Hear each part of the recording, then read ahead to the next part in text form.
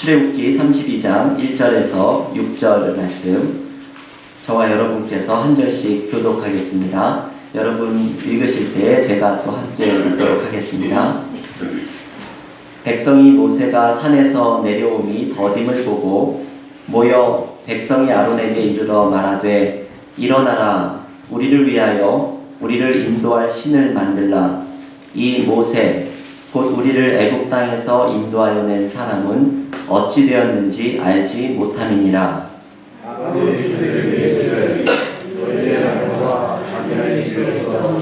금고리를 빼어 내게로 가져오라. 모든 백성이 그 귀에서 금고리를 빼어 아론에게로 가져가매, 아론이 그들의 손에서 금고리를 받아 부어서 조각칼로 새겨 송아지 형상을 만드니, 그들이 말하되, 이스라엘아, 이는 너희를 애굽 땅에서 인도하여 낸 너희의 신이로다 하는지라. 아론이 보고 그 앞에 제단을 쌓고, 이에 아론이 공포하여 이르되, 내일은 여호와의 절이리니라 하니, 이튿날에 그들이 일찍이 일어나 번제를 드리며 화목제를 드리고 백성이 앉아서 먹고 마시며 일어나서 뛰놀더라. 아멘. 오늘 모세 묵상 14번째 시간인데요. 이제 오늘을 하고 다음 주와 그 다음 주 16번으로 모세의 모든 묵상을 마치게 됩니다. 오늘은 이스라엘 백성들이 광야에서 만든, 오늘 이 출애굽기 32장의 본문이 유명하죠. 금송아지를 만들어낸 이야기를 함께 묵상을 하려고 합니다. 제가 여러 차례 말씀을 드리는 것처럼 이스라엘 백성이 광야에서 겪은 이 작은 에피소드들, 마치 드라마로 치면 한 회마다 아주 흥미진진한 이야기들이 이렇게 완결되는 듯한 그런 에피소드가 광야에서 펼쳐지게 되는데, 이 이야기들은 하나하나가 마치 우리들의 삶의 모습을 상징적으로 보여주는 것 같은 그런 장면들입니다. 오늘 이스라엘 백성이 금송아지를 만들어내는 모습 속에서도 바로 우리들의 삶의 모습, 신앙의 모습, 이것이 그대로 드러나는 것을 발견할 수가 있습니다. 오늘 우리가 본문을 6절까지만 읽었지만 한번 댁에서 출애굽기 32장을 다 읽어보시면 이 금송아지를 만들고 하나님이 진노하시고 모세가 하나님의 진노를 막으려고 기도하는 이 이야기들이, 이 안에서 아론은 핑계대고 회피하려고 하는 그 다양한 모습들이 출애굽기 32장에 등장을 하고 있습니다. 오늘은 제가 본문을 좀 간단하게 묵상을 하려고 하는데요. 두 가지의 메시지를 함께 묵상하고 우리가 기도하는 시간을 가지려고 합니다. 먼저 우리가 묵상할 메시지는 이들이 만들어낸 금송아지, 이것이 상징하는 의미를 우리의 삶과 연결시켜서 묵상을 해야 합니다. 이스라엘 백성들이 금송아지를 만든 이유를 1절에서 이렇게 이야기를 하고 있죠. 한번 성경을 펴신 분들은 출애굽기 32장 1절을 다시 한 목소리로 읽어보겠습니다. 백성이 모세가 산에서 내려오니 더딤을 보고 모여 백성이 아론에게 이르러 말하되, 일어나라, 우리를 위하여 우리를 인도할 신을 만들라. 이 모세 곧 우리를 애굽 땅에서 인도하여 낸 사람은 어찌 되었는지 알지 못함이니라. 지금 이 말씀을 보면 여러 가지 이야기가 담겨 있는데요. 먼저 모세가 지금 이스라엘 백성과 없지요. 지금 모세는 10계명을 받기 위해서 시내산에 올라간 상태입니다. 이 앞부분의 이야기를 읽어보면 모세는 시내산에서 40일 동안을 머물게 되죠. 그 40일 동안에 이스라엘 백성은 모세를 통해서 그동안 하나님의 말씀을 들어왔는데, 이제 하나님의 말씀을 듣지도 못하고 하나님의 인도하심을 경험하지도 못합니다. 이 모든 문제가 여기에서부터 시작된 거죠. 마치 하나님이 사라진 것 같은 이 40일을 지나게 됩니다. 그러자 이들은 아론에게 하나님을 대신할 금송아지를 만들라고 이야기합니다. 무언가 하나님의 자리를 대신할 것, 그래서 내가 무언가 의지할 수 있는 것, 그래서 내 마음에 안정감을 주는 어떤 것, 이것을 만들어내라고 요구한 것이죠. 이 금송아지는 많은 것을 상징하는데 너무나 많은 것을 묵상할 수 있습니다. 그런데 금송아지가 상징하는 것을 두 가지를 함께 묵상하려고 하는데요. 첫째는 내가 통제할 수 있는 어떤 것을 만들어내는 것이죠. 금송아지는 이스라엘이 만들어낸 하나님의 이미지입니다. 이것은 우리가 하나님을 또한 내가 만들어내고 내가 통제하려고 하는 때가 얼마나 많이 있는지를 보여주는 대목입니다. 우리는 하나님을 이런 식으로 만들어내고 통제하려고 하죠. 나에게 은혜를 주시는 하나님, 나에게 복을 주시는 하나님, 나의 기도에 응답하시는 하나님만 내가 원할 때가 많이 있습니다. 하지만 나에게 무언가 내 삶의 변화를 요구하시는 하나님, 내가 하나님의 뜻대로 살아가기를 나에게 요구하시는 하나님의 모습은 그리 반가워하지 않고 의도적으로 이 하나님의 모습은 붙잡으려고 하지 않습니다. 방금 읽었던 이 1절 말씀은 금송아지를 만든 이유를 그 중반에서 이렇게 이야기를 하죠. 우리를 위하여 우리를 인도할 신을 만들라. 이 말의 모든 중심은 우리에게 있습니다. 내가 있는 거죠. 나를 위해서 나를 인도할 신을 만들라. 나의 뜻에 맞는 하나님을 찾는 것이고, 그리고 마치 그 요술램프의 지니처럼 내가 필요할 때 나타나셔서 내가 원하는 것을 들어주시는 하나님을 만들어내어라 라는 뜻입니다. 우리는 지금 신의 산 위에 계신 하나님의 뜻대로 그 높은 곳으로 오르려고 하지 않고 언제나 우리는 하나님을 내가 서 있는 땅의 수준으로 끌어내리려고 합니다. 그렇게 할 때에 금송아지는 탄생합니다. 내가 통제할 수 있는 하나님, 내가 원하는 것을 이루어주시는 하나님을 만들어내려고 하는 인간의 욕망이 작용할 때 우리의 신앙에서 이 금송아지는 우리의 삶에도 탄생하게 됩니다. 금송아지가 가진 또 다른 상징의 의미는 우리가 눈에 보이는 것을 추구하는 그 인간의 얄팍함, 이것을 상징하는 모습이죠. 지금 읽었던 우리 1절 말씀에서 금송아지를 만들어낸 이유를 앞부분에서는 모세가 산에서 내려오지 않기 때문이라고 말을 합니다. 그동안 모세를 통해서 하나님의 말씀을 들었고 모세를 통해서 하나님의 인도하심을 경험했는데 이 모세가 없으니 눈에 보이는 하나님의 대리자가 없는 상태가 된 것이죠. 그래서 이스라엘 백성은 불안해집니다. 그래서 이스라엘 백성은 눈에 보이는 금송아지를 만들어냅니다. 여러분 가만히 생각을 해보시면 우리가 정확히 이런 모습을 가지고 있습니다. 신앙인들 중에는 눈에 보이는 무언가 이렇게 가슴에서 뜨겁게 느끼고 그리고 확신을 주어야 믿음을 갖는 분들이 있죠. 눈에 보이는 어떤 것들, 하나님께서 보여주시는 표적들을 붙잡으려고 하는 분들이 있습니다. 물론 신앙은 체험하는 것이죠. 신앙은 하나님을 내가 직접 만나는 것이고 하나님의 말씀을 직접 듣는 것입니다.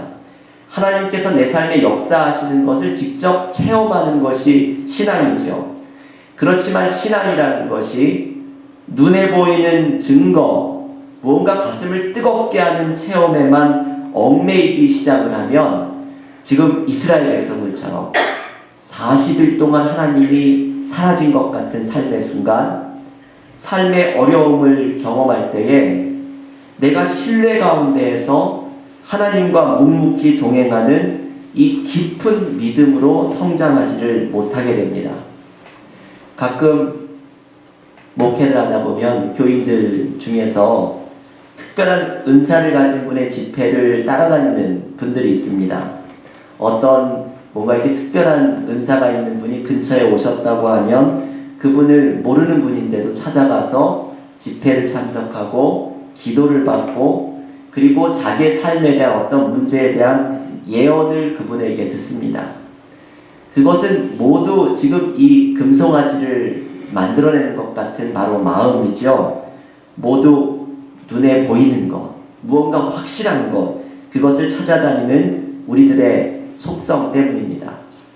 하지만 믿음이라고 하는 건 제가 김영봉 목사님의 이야기를 자주 인용했는데요.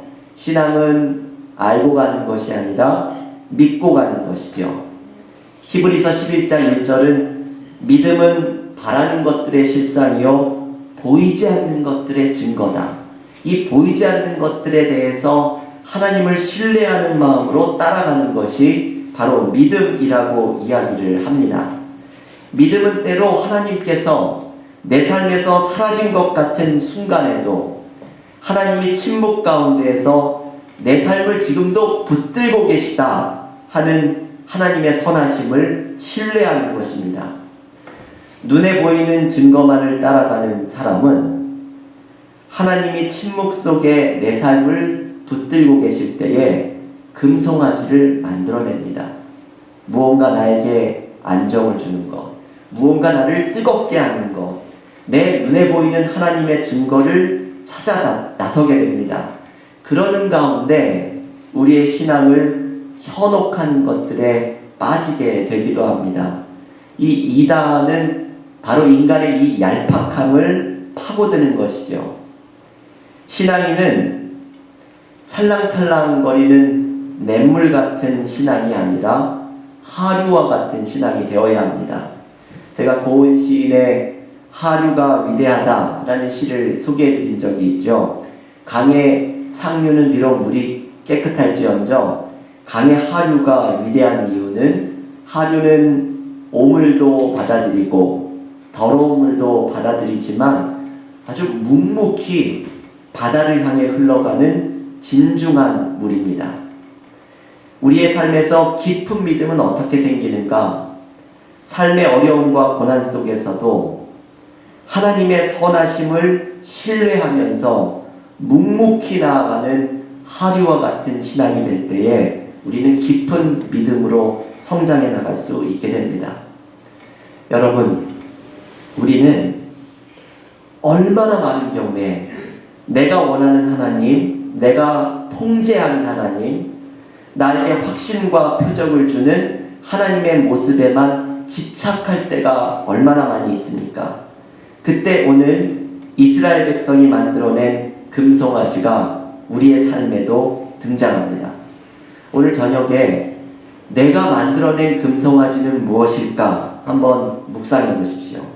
내가 만들어낸 금송아지를 넘어서서 우리의 믿음이 선하신 하나님과 묵묵히 동행하고 또 하나님이 원하시는 뜻을 삶에서 이루어드리는 깊은 신앙으로 성장하는 축복이 있기를 간절히 기원합니다. 오늘 본문에서 묵상할 두 번째 모습은 중보하는 모세의 모습인데요. 오늘 저는 이 모습을 묵상하면서 함께 기도하실 수 있으면 좋겠습니다. 오늘 본문에서 우리가 읽지 않은 32장의 뒷부분은 하나님께서 진노하시는 모습이 등장합니다. 그도 그럴 것이 하나님은 나 외에 다른 신을 섬기지 말라 10계명의 제1계명이죠. 그리고 하나님의 형상을 만들지 말라 두 번째 계명이죠. 금송아지는 이 10계명의 첫 번째와 두 번째 계명을 범한 사건입니다. 그래서 하나님은 이스라엘 백성에게 진노를 하시게 되죠. 모세는 이스라엘을 향해서 하나님의 진노로부터 이들을 구원하기 위해서 목숨을 건 중보자의 역할을 합니다. 이것이 출애굽기 32장을 읽어보면 아론과는 참 대조적인 모습입니다. 본문에 등장하는 아론은 어떤 모습인가 하면 어떻게 해서든지 자기의 책임을 회피하려고 하는 모습입니다. 여러분 오늘 본문 24절을 한번 보시겠어요? 출애굽기 32장 24절에 보면 이렇게 아론이 이야기하는 대목이 나오죠. 내가 그들에게 이르기를 금이 있는 자는 빼내라 한즉 그들이 그것을 내게로 가져왔기로 내가 불에 던졌더니 이 송아지가 나왔나이다. 이 이야기를 읽어보면 참 기가 막힌 이야기입니다. 아론은 금송아지가 마치 살아있는 생명체라도 되는 듯이 자기가 할 일은 백성들의 금을 모아서 불에 던졌더니 금송아지가 불에서 튀어나왔다라고 이야기를 합니다. 아론은 모든 책임을 남에게 돌리려고 하고 자기는 어떻게 해서든지 이 위험한 상황에서 빠져나가려고 하는 모습을 보입니다. 요즘 한국에서 청문회가 일어나고 국정조사가 일어나고 있고 특검이 있고 한데 전부 이런 대답들만 우리는 듣게 되죠. 책상을 탁 쳤더니 억하고 쓰러졌다. 그 80년대 후반에 있었던 그 이야기처럼 아론이 자기의 모든 책임을 회피하고 빠져나가려고 하는 것이죠. 그런데 모세는 하나님에게 이스라엘을 위해서 중보하면서 이 중보가 그냥 중보가 아니라 목숨을 걸고 하나님 앞에 기도로 나아갑니다. 모세의 모습을 살펴볼 수 있는 것이 32절인데요. 출애굽기 32장 32절 기억하기도 좋은 말씀이죠. 32장 32절 한 목소리로 한번 같이 읽어보겠습니다. 그러나 이제 그들의 죄를 사하시옵소서. 그렇지 아니하시오면 원하건대 주께서 기록하신 책에서 내 이름을 지워버려 주옵소서. 모세의 이 말은 일종의 하나님께 올려드리는 기도와 같은 말씀입니다. 모세는 자기가 하나님의 생명책에서 지워지는 한이 있더라도 하나님 앞에 이스라엘을 회복시켜달라는 중보의 기도를 드립니다. 그리고 모세의 이러한 중보 때문에 이스라엘 백성은 살아납니다. 여러분, 본문을 자세히 읽어보면 물론 하나님께서 이스라엘의 잘못에 책임을 지게 하시는 대목이 나오죠. 하나님은 우리의 잘못에 책임을 지게 하시는 분이십니다. 하지만 이 출애굽기 32장에서 이스라엘 백성이 금송아지 사건 때문에 철저하게 멸망이 되지 않았던 이유는 바로 이스라엘을 위해서 중보하고 눈물을 흘리면서 하나님 앞에 기도로 나아갔던 모세가 있었기 때문입니다. 여러분, 오늘 우리가 묵상할 두 번째 메시지는 이것이죠. 우리의 공동체를 살리는 것은 그 공동체를 위해서 눈물로 기도하는 사람들 때문입니다.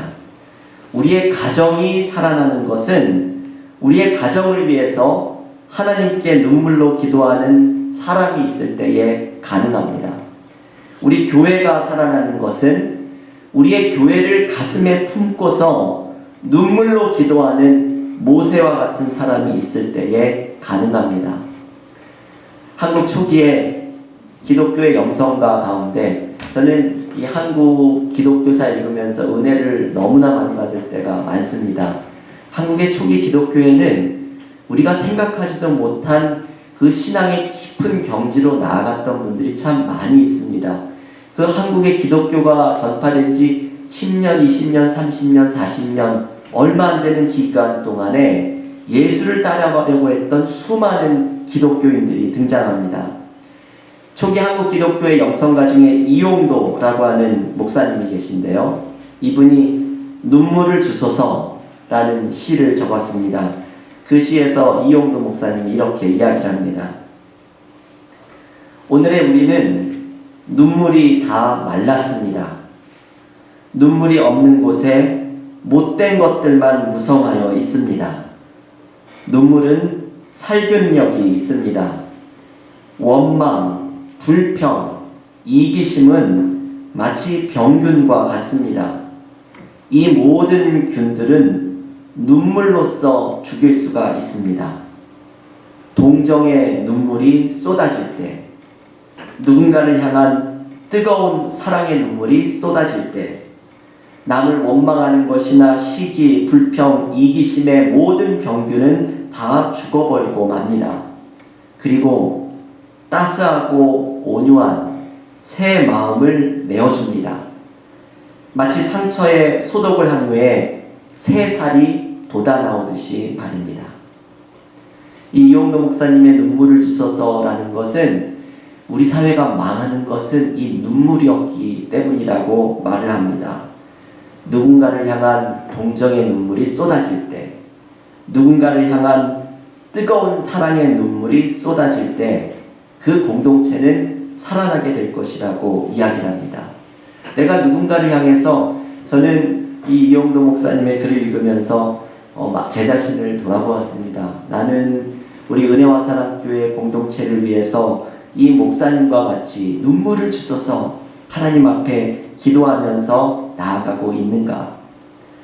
우리가 누군가를 위해서 눈물로 기도할 때에 공동체는 치유되고 하나님께서 주시는 회복의 역사가 모세와 같이 일어나게 됩니다.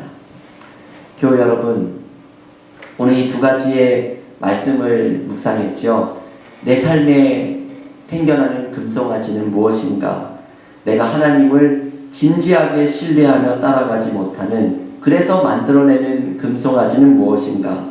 나는 모세처럼 눈물을 흘리며 나의 가정과 공동체를 위해서 기도하고 있는가? 오늘 모세의 중보기도가 이스라엘을 살린 것처럼 우리의 눈물의 기도가 가정과 교회를 살리는 은혜를 경험하시기를 주님의 이름으로 간절히 축원합니다.